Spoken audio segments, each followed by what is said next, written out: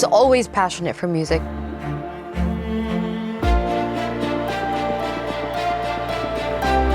When I was pregnant with my daughter, I started to write her lullabies. And in the process, I just found my vocation and I found my channel, and I realized that that's what I was put on this earth to do.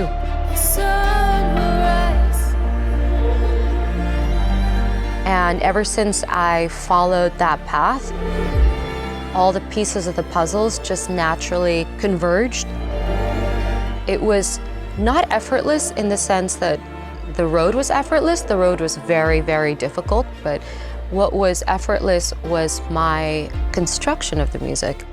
The melodies just kept appearing, and I kept creating a space that would honor that capacity to listen and to create.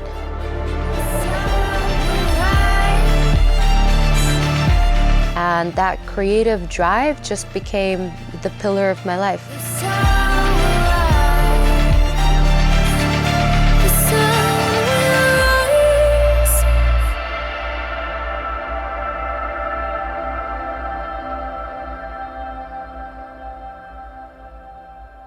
My favorite artists are a very, very diverse melting pot of everybody from the spectrum of Bach all the way through to Aerosmith and some contemporary bands like Kaleo, Mumford & Sons as well. So you could see that it's quite folk-oriented. And that genre sort of informs my own approach to my music, which is really looking at world folk traditions and how to weave that into popular structures and interpret it through my lens.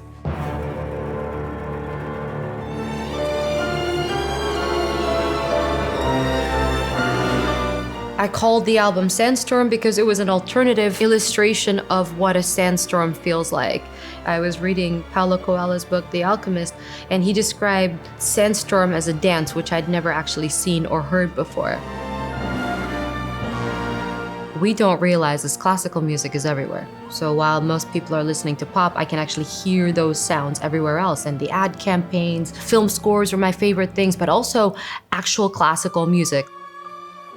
So when I wrote Sandstorm, I knew that I was reflecting my love for this sort of music and actually had the space to encapsulate that into an album. I do come from the Middle East, and you will hear that in all of my albums.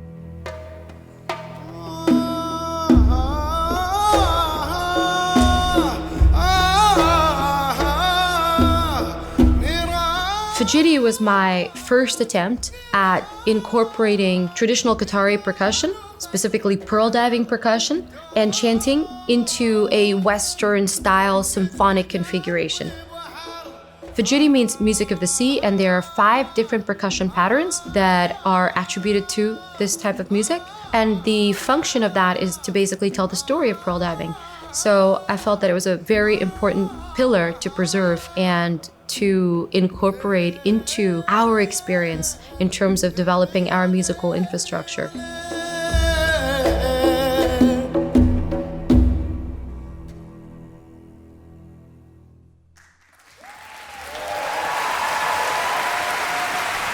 My biggest landmarks in my career have been the first time that I wrote my first musical, because growing up I was a huge musical theater fan. I go to London and I just, look up shows, and I'm at a show every 2 days. My mother took me to everything from Phantom to Cats to Starlight Express, pretty much everything by Andrew Lloyd Webber and Cameron Mackintosh, and then obviously Wicked and all the new stuff. That's generally what I do with my life. To be the first person to write a musical based on an Arabic subject, that was a huge personal achievement for me. It was called Broken Wings, and it was on the life of Gibran Khalil Gibran. It was written by myself and my co-writer Nadim Naaman, who himself had been playing the role of Raoul in Phantom of the Opera, so obviously I was a huge fan of his to begin with. For this dream I've waited, she can't be recreated by any sculptor alive. So to have begun my career in musical theater, highlighting such a universal Arabic character who had impacted the cultural consciousness of the world on such a large scale, for me, was a dream come true. And that's exactly the path that I want to take with regards to the rest of my material. It's really going back to Arab heritage and generating a space for it on the world stage. The light that shines from them, the power of her smile. She is thoughtful, her silence a kind of music. It carries you with ease to a world of dreams. She's the light that was missing, the thing that I was searching for. No longer a stranger in this land, just one more touch of her hand. I yearn for her, for Selma,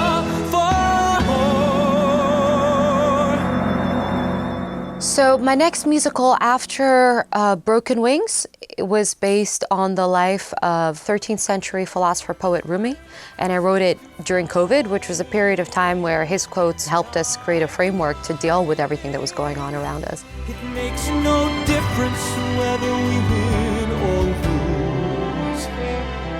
It was a great time to bring back power to the individual and bring back attention to the areas that we can control, which is ourselves, and not circumstances around us.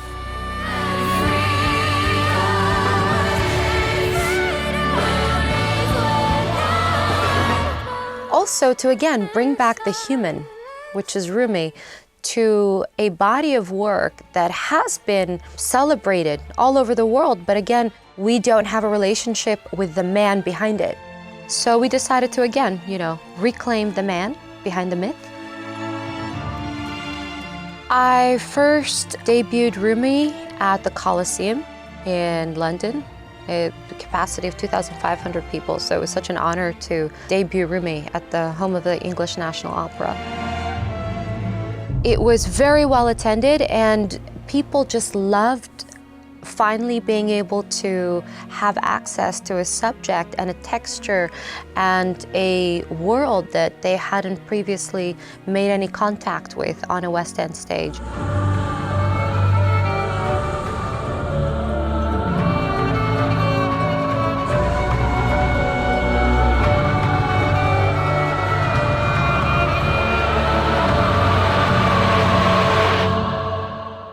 When I wrote the song, the beginning, the whole point of the song was actually the video that we constructed around it, which I really wanted to have in the airport. The facade of the airport looks like a sand dune, and so we began that with a piano in the sand dune, and then the video was cut to the facade of the airport. Then we enter the airport, and then we see the evolution of this country, the evolution of this vision, the entire time respecting where we come from.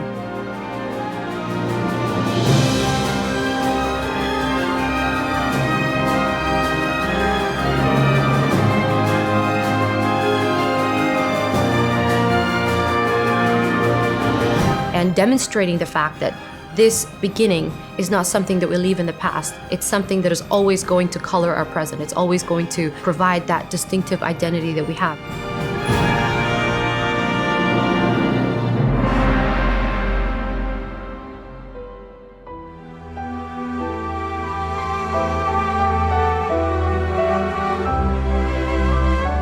I'm very excited about the boarding music that I created for Qatar Airways. I feel like, in a way, it's been a journey that we've taken together from the first suite, let's say, until the third one that we're recording today.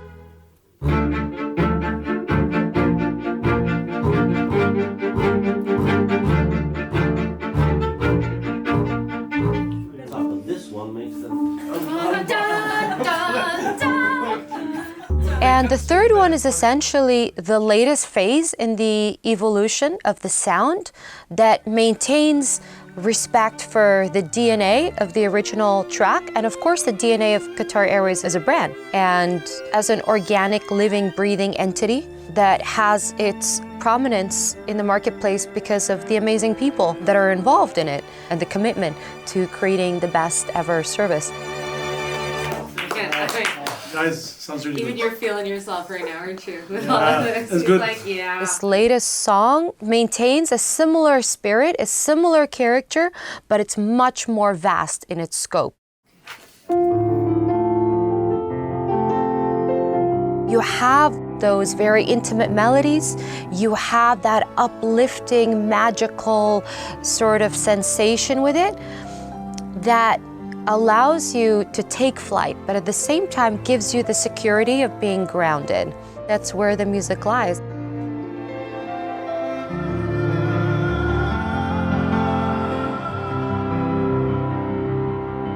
There is something about being airborne that just transcends the limitation of what we think is possible. So it just breaks down all of your internal barrier and literally allows you to take flight. I wanted the boarding music to mirror that sensation of being airborne, of being elevated, of being limitless, and to capture that space. So whenever you're on the plane, you hear the music and you know there you are. You know you're taking flight, you're ascending. And that's, I think, the word that I would use for it. It's ascension.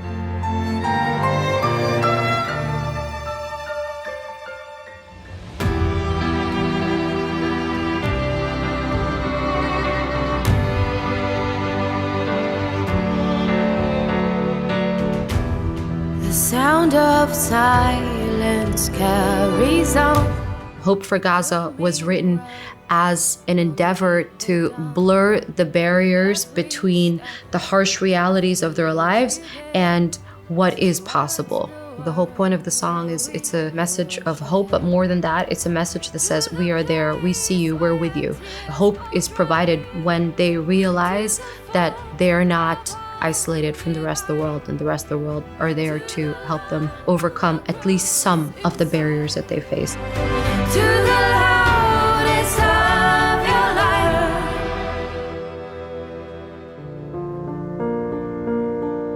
life. My current album, Indigo, is a journey through music and sound. Fog lies dormant. Right now, everything is multifaceted. Our experience of the world is 3D, and music is moving in that direction. The angels fly.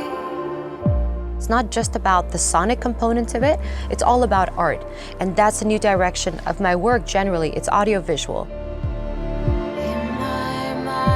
It's creating a worldscape through music and really supplementing that with the visuals to help you find your own story. When you cry. It's called indigo because indigo is the color that the human eye is least sensitive to. So the idea is by virtue of reaching indigo, we reach a space where we're able to expand our absorption of information, thereby increasing our connectivity within and also without. Outside, around our community, our friends. When all is said and done, I will follow. Just allows us to be much more connected. Then and now, the spirit still remains through the deepest blue.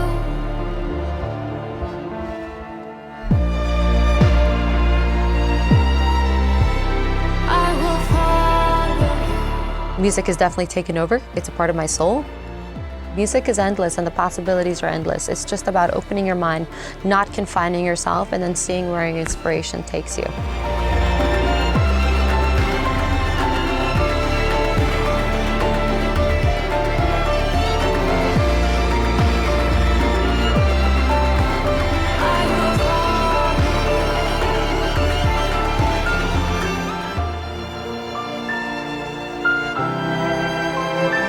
To the deepest blue.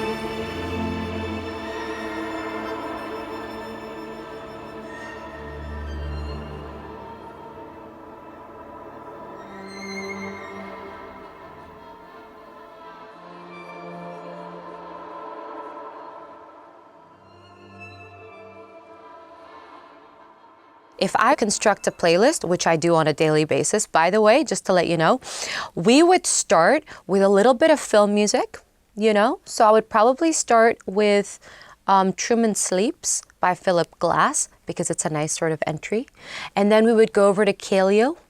And then we'd probably go to Blanco White because he's very filmic. He's a singer-songwriter, but super cinematic. And then we're going to naturally progress towards more current poppy sounds. So that would be my first sort of like transition, which we should totally do, and I recommend.